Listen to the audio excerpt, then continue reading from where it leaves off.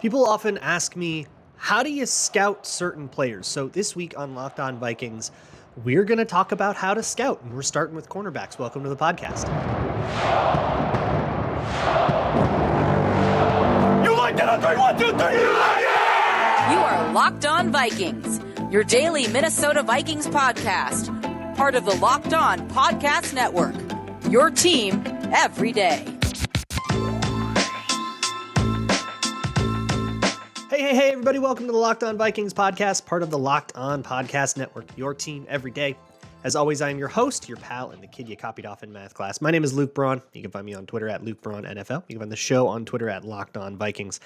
Thank you so much for making Locked On Vikings your first listen of the day. You can find this show anywhere you find fine podcasts, including YouTube and even Amazon Fire and Roku if you download the Locked On Minnesota Sports app.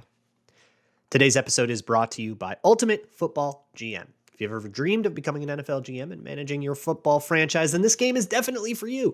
To download the game, just visit ultimate-gm.com and look it up on the app stores. Our listeners get a 100% free boost to their franchise when using the promo code LOCKEDON in all caps in the game.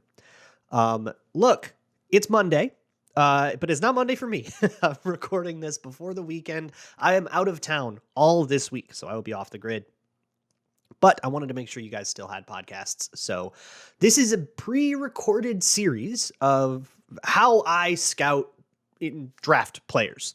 I get questions about this kind of thing a lot. What is corner technique? What are you looking for in a quarterback and all that stuff? So I wanted to kind of do a series to that effect. That's what this whole week is going to be. So if there's any news that broke this weekend that I'm missing out on, I don't know about it yet. It's Thursday for me. And I will catch up with a big old news dump episode the following Monday. But it does kind of sound like things are a little slow right now. So hopefully we shouldn't see too much. But if we do, we'll catch up on it later. For now, let's talk about how I scout cornerbacks. I wanted to start with corner because I think it is the most pressing need facing the Vikings right now. As of this recording, they have Byron Murphy, 2 second-year players, and guys on future contracts. I do still kind of think that there might be a corner coming before the draft, like just one more kind of body that might have been Duke Shelley, that might have been somebody, or well, it's not Duke Shelley. I know that much at least, because he signed with the Raiders, but somebody of that caliber that they can kind of bring in for the veteran minimum, which is what they offered Duke Shelley. So I still think that there's something happening there. But that doesn't mean that corner is not a major priority for the Vikings. And the way the draft board looks, there are a lot of corners that I really like. I've talked about many of them on this show already. Did a Joey Porter episode, a Kelee Ringo episode. I'm not huge into him. A Christian Gonzalez episode. But let's talk about exactly how, if you're going to flick on the tape, and for me, when I watch tape, where I get it, for college, for the NFL, you can get it on NFL Plus. There's even like video downloading Google Chrome extensions that can actually download the whole file. So you don't have to deal with their player and you can just load it into QuickTime, or I load it into Adobe Premiere, which is what I'm very comfortable with because I've been an editor for years. So it's very comfortable for me to kind of cut it up and make videos that way. But that's NFL tape, coach's film. It's not that expensive. And then for college tape, that one's a little harder. You kind of have to seek it out. If it's a major school, you shouldn't have too much problem. Everybody's got Alabama tape. There are 2 Patreons that I recommend for this, Caddy's Cut-Ups and Coach Vass. I also recommend Sanjit T on Patreon. He's a Raiders guy, so a lot of his stuff is Raiders, but he does have lots of tape available. And he has a great YouTube channel as well. It's called The Football Scout on YouTube. He's got great videos. Again, it's a lot of it's Raiders stuff, but you can learn things from it nonetheless. That's where I get it. You have to pay for all of that stuff, but I think it's pretty, like Caddy's Cut-Ups is like $2 a month. Coach Vass is a little bit more, and his stuff is more geared toward actual coaches trying to learn how to, install like high school defenses with their high school kids, But as a fan like us, we can still learn a lot from having that tape. So also a tip for scouting is instead of looking for the number, figure out what your guy is wearing And I tend to tunnel vision on the guy a lot. It's not always possible with certain positions. Like you can't exactly tunnel vision on a quarterback. You got to see how the protection went and what the play call was and all that stuff. But with something like corner, a lot of times I can tunnel vision. Sometimes I will get evaluation on a guy and as a run play and the wide receiver is just running a go route, but you can still, like, the corner doesn't know that, right? So you can still see how he plays what he thinks is a go route. And sort of still mark down that tendency. So that's just all like general tips, right? With corner in particular, I guess with a lot of positions, you want to start with footwork and footwork technique. But before you even do that, I think you should probably know. You should know coverages. All right, I'm not saying don't know coverage. You should know everything you can about coverages if you're scouting people in the secondary. Know what the assignment is, right? With cornerback, if you aren't intimately familiar with what quarter, half, and mod quarters and stubby versus stump and what, like all this cover 7, all these termini, if you're not too familiar with that, I do actually have other resources that I've written and done podcasts on that stuff too. But if you're not familiar with that and you're new to that kind of stuff, I would say I'll break down cornerback play into 4 different major techniques, which will comprise most of what you see, especially at the college level. Things might get a little weirder in some NFL defenses, but at the college level, there's what I call squat, which is cover 2 flat responsibilities. That is the easiest thing that of these 4. This is the one Mike Zimmer said, you can go down to 7-11 and find a cover 2 corner. That's because squat is not responsible for anything deep. If you are a squatting corner, this is cover 2. You've got a safety over the top of you, so look for that half safety. And then it's somebody, if any route goes deep and the cornerback lets it go, they're probably in squat, or some people call it cloud. Sometimes there's cover 3s that have you clouding, but it's the same technique. So don't worry about if it's cover 2 or cover 3 so much when you're scouting the corner, but you got to know, okay, this is squat. He is letting that guy go and get picked up by the safety. The only real thing about squat that I look for is when you're midpointing. So if there is a route higher than you and a route lower than you, corners in squat are supposed to try to essentially park themselves between those 2 routes for as long as they can while they still feel like they can make a break on both balls. You might remember this from some Kirk Cousins stuff in like September, early October. He was really struggling with this by his own admission. He was really struggling when corners did that because he was throwing it too fast, and the corners didn't have to wait very long. They could still make a play on both balls when he threw it, so the corner could make a play on the ball. So that takes a little skill. Can you midpoint well, or are you overcommitting to the high route or the low route and letting the other thing get caught? But otherwise, I don't get a lot out of the squat reps. So if you're charting like every single rep and just like charting, hey, was there a ball caught near him or not? You're going to sort of naturally overweight those squat reps when you're in a corner in cover 2. Personally, I just don't care about them that much, but a lot of charting, a lot of, how many. Personally, I don't care too much about those reps, but when you're charting, how many catches got made in his coverage or whatever, you'll sort of, it's really hard not to overvalue those.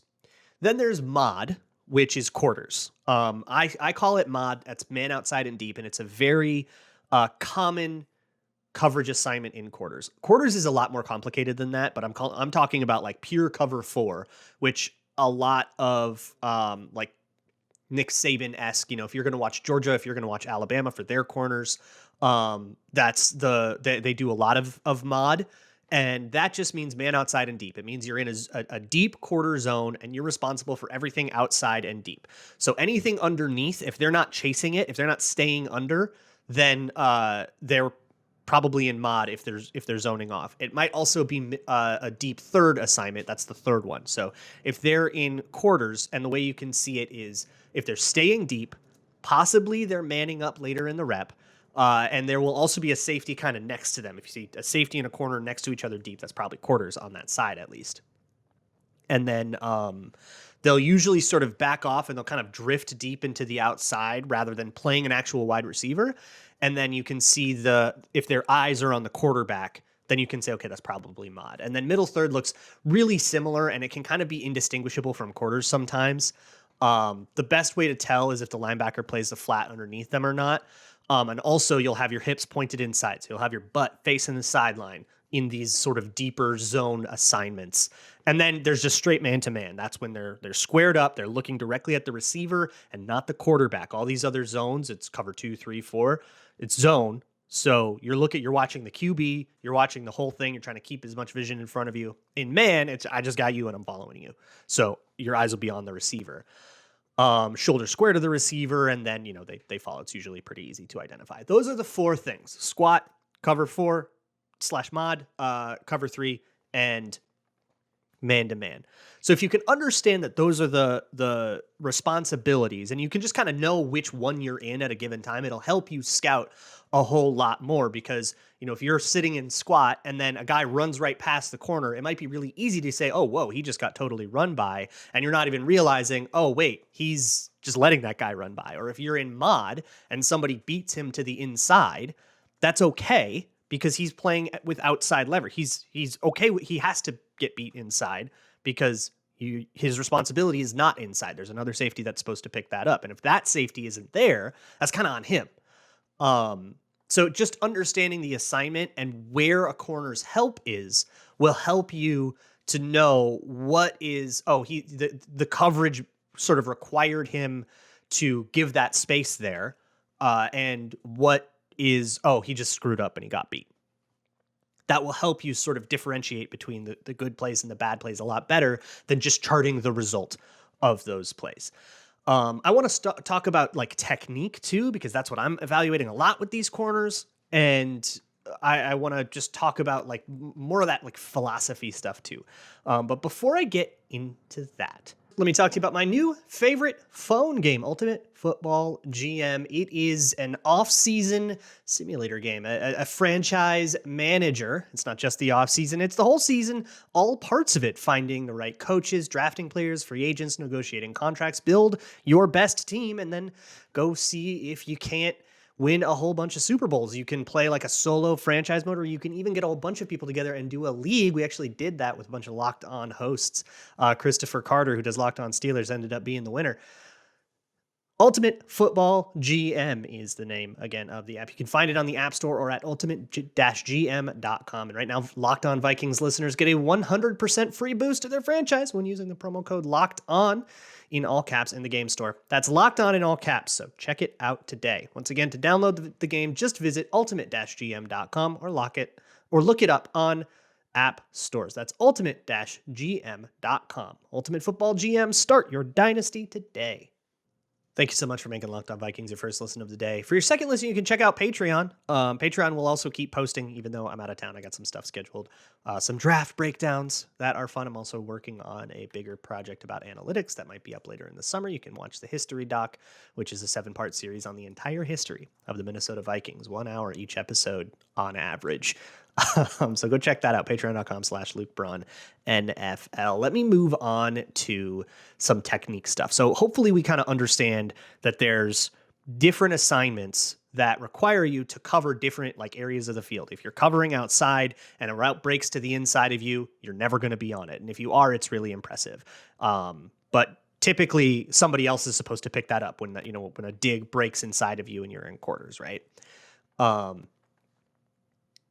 But when you are in man coverage, that is going to be where we get, and especially with the Vikings, who are going to be in man coverage a lot. That's Brian Flores. He's going to use a ton of man.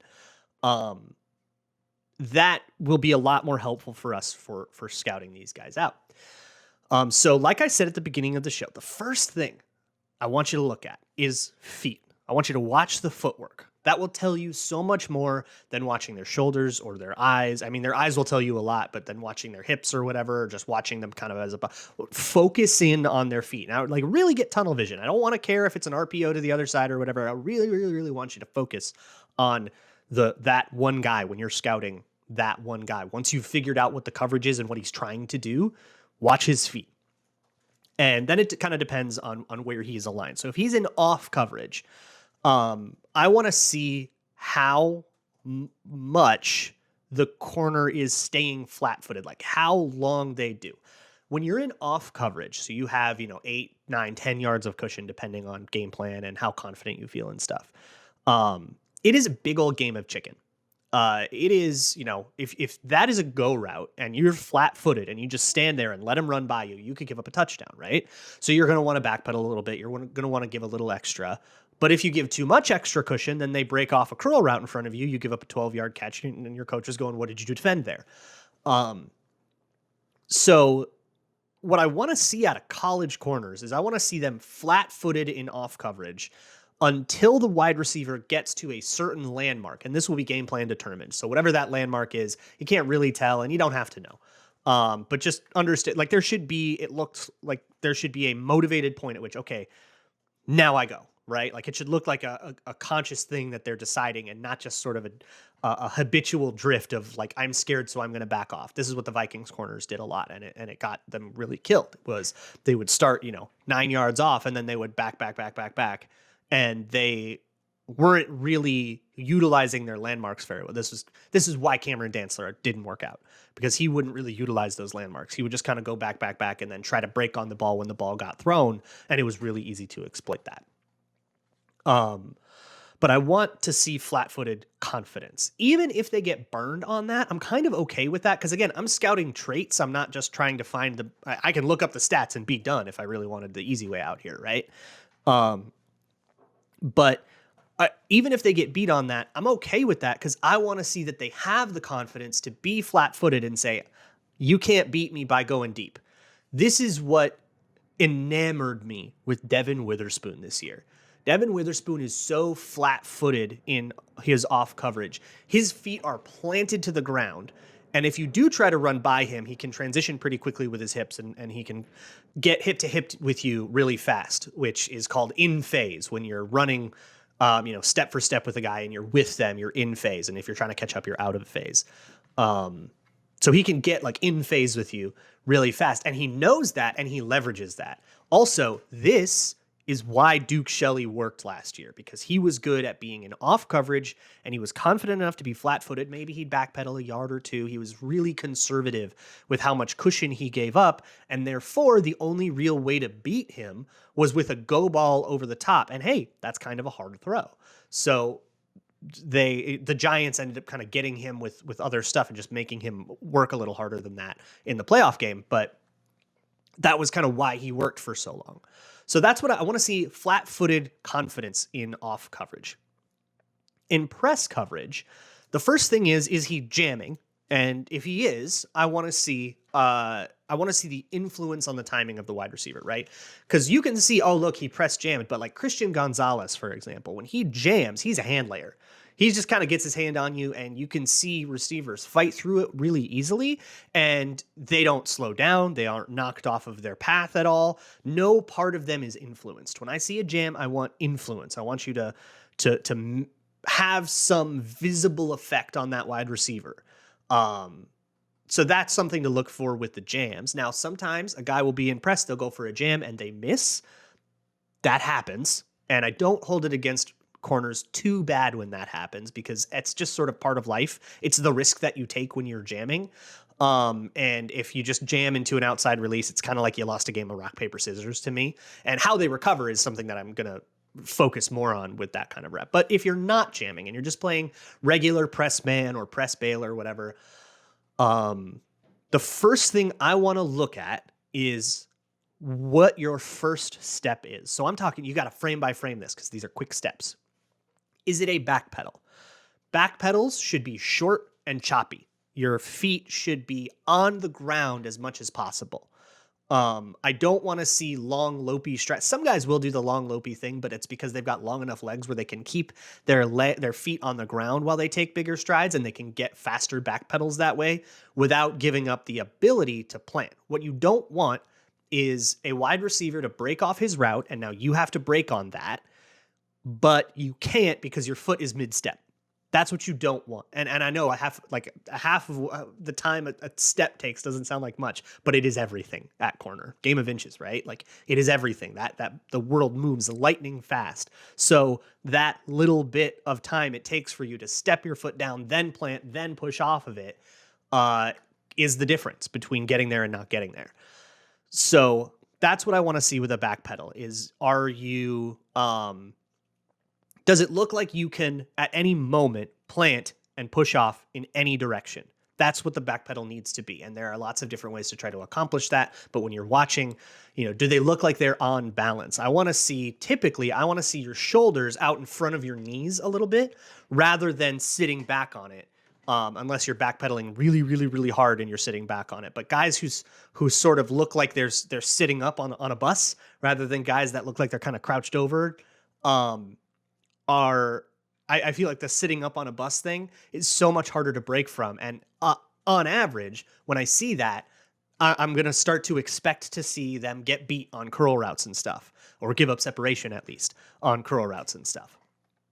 So that's something that I'm looking for with like backpedaling. I want to see their approach to a given situation too. Does their first step mirror the receiver's first step or not? There's not a right or wrong answer to that question, but it will reveal something about the way that they're thinking. Are they trying to mirror this guy? Are they trying to anticipate his move? Are they just trying to give themselves a lot of space? If you remember when we talked about Byron Murphy versus Devontae Adams is great tape to watch to learn what stuff's supposed to look like on both sides of that matchup. Both of those guys were playing out of their minds. I'll give it to you. All right, I got that tape. But Byron Murphy's first couple steps in that matchup were always a couple of backpedal steps, very short, choppy, fast. He would cover 2 yards really quickly and be able to respond to whatever Devontae Adams' real release was, because Devontae Adams' releases were always trying to get up into Byron Murphy's face, and Byron Murphy was denying that. And seeing that skill is really exciting for Byron Murphy, because that's a very difficult thing to do, and it's a good way to neutralize really, really, really good route runners. Eventually, you'll see the corner will have to transition. Eventually, that route is breaking off deep. They'll find a go route or something. They'll have to transition from a back pedal or what's called a shuffle step, which is like 45-degree angle. Bring your feet together and actually do a kind of a little cha-cha slide almost. Eventually, they will have to transition from that sort of flexible footwork where you're sort of positioning yourself, you're drifting a little bit, but mostly you're just keeping yourself ready to push off. You'll have to flip your hips, turn, and run. And now you're just turn and run. How smooth is that? That's something I want to look. Does it look like this really clunky thing? How many steps does it take? Or are they flipping their hips around and going really fast? Watch Kelee Ringo do it, and then watch Christian Gonzalez do it. Those two guys couldn't be more different in how they do that particular transition. And that'll kind of show you what I'm talking about, like the real spectrum of outcomes. And so for all of this, I'm looking more for what was their thought process? What was their strategy? What technique did they use to try to go for what they thought they were seeing? But here's the thing. Corners will just always be wrong sometimes. And how often they are wrong tells me a lot less than the tools that they were trying to use, which is why I'm focusing more on technique and on cornerbacks and a little bit less. I want to know how they lose and how they win, not how often they lose or how often they win. That's why the raw charting doesn't go very far for me with corner and is famously unstable. Cornerbacks analytically, everything from PFF grades to coverage stats to everything is notoriously unstable.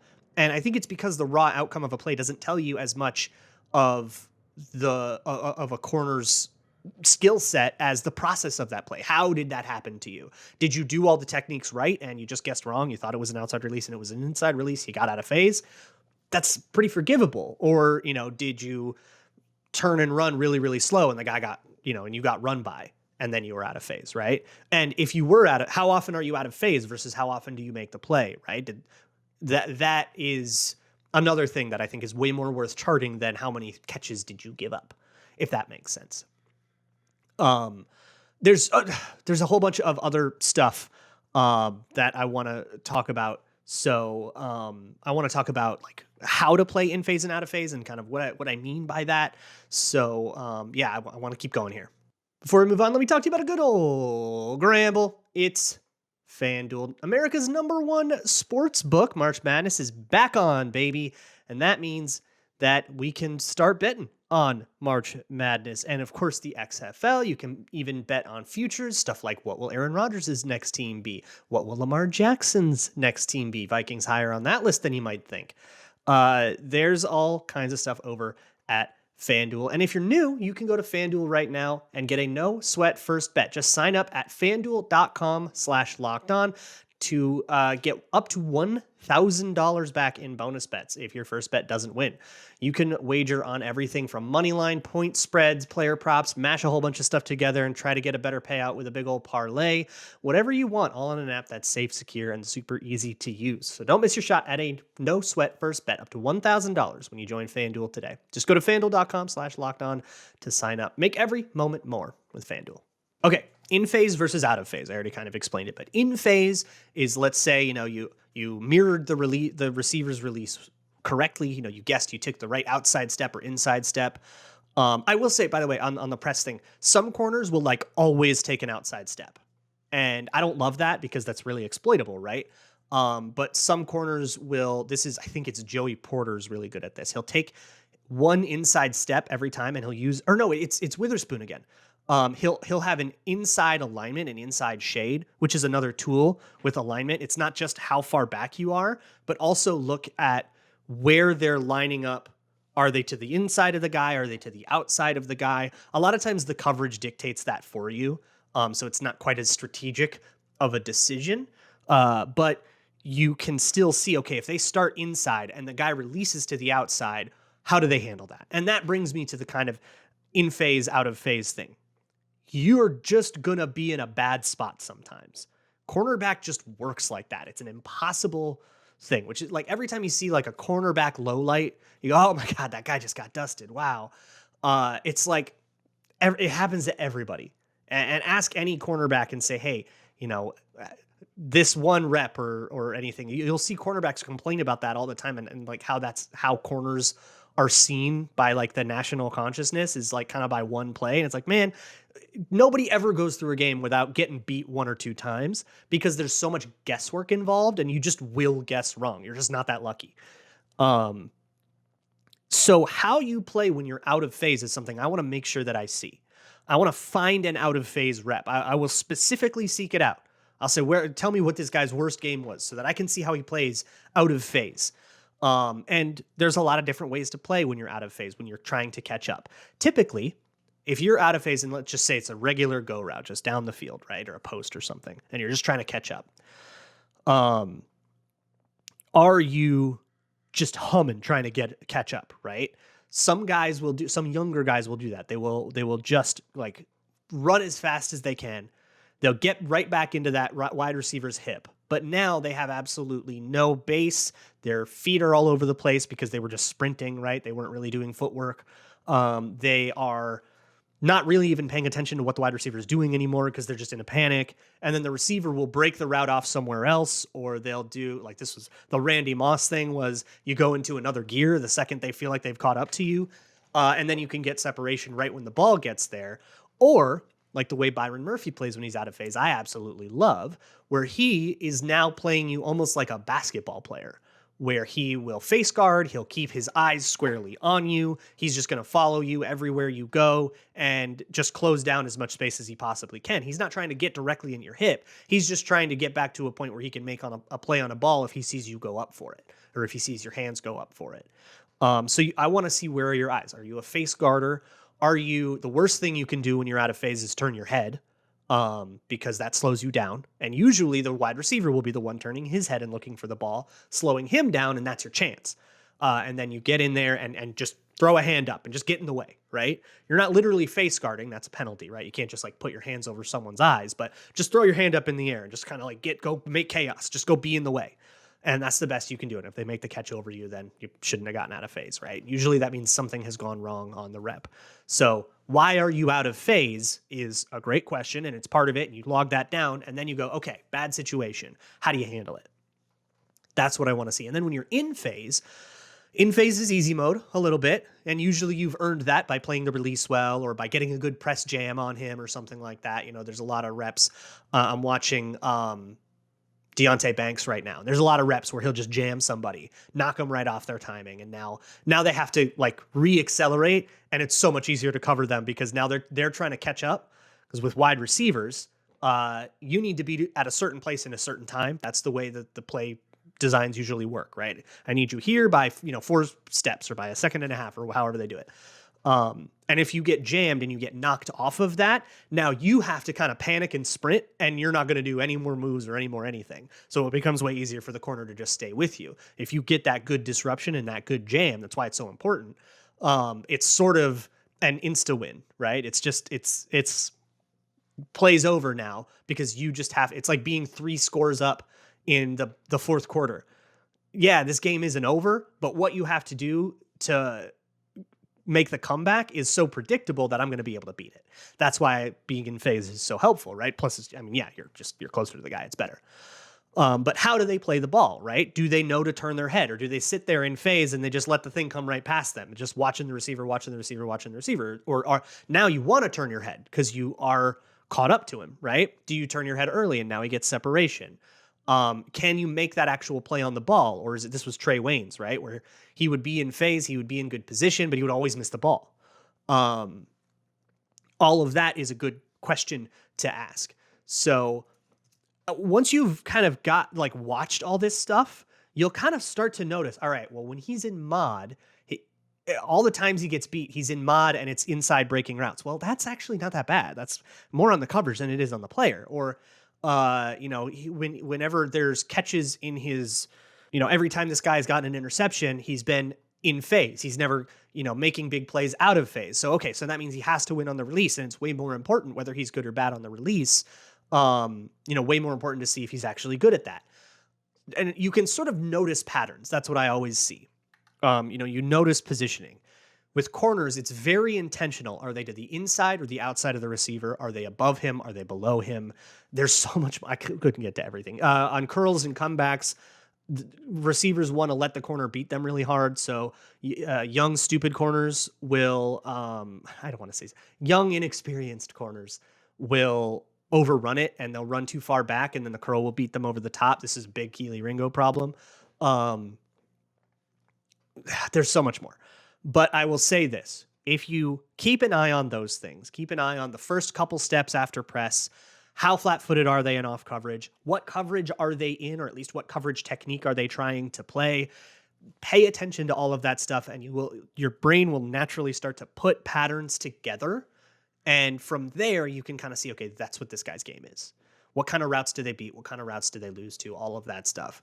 And then go look at their athletic scores. But do the tape first. Then go look at their athletic scores and see, okay, does anything surprise me, right? Like when I saw Kelee Ringo play, you can see how fast he is. He looked like a 4.3 dude to me. He did not run, or I think he ran a 4.36, right? Or he ran a slow one first, and then he did it better. So he ran like a 4.36.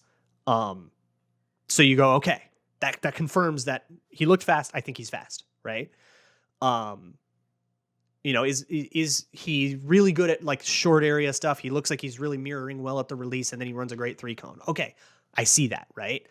So use it to confirm things. And if something doesn't match, if a guy looks really fast, but then he ran a 4.6, go, okay, why does he look that fast? Maybe he's just transitioning really well, and it doesn't matter that he's slow. Or maybe he only went up against slow receivers. Then you kind of got to look into what the problem is. But then you're answering more salient questions about a guy rather than just saying, well, he ran a 4.6, but why no production? And then you're sort of left in this nebulous world of, well, it could be for a bunch of reasons. We don't really know. It's an unknown. The draft is hard. And then you kind of give up. You can usually come to more salient answers than that.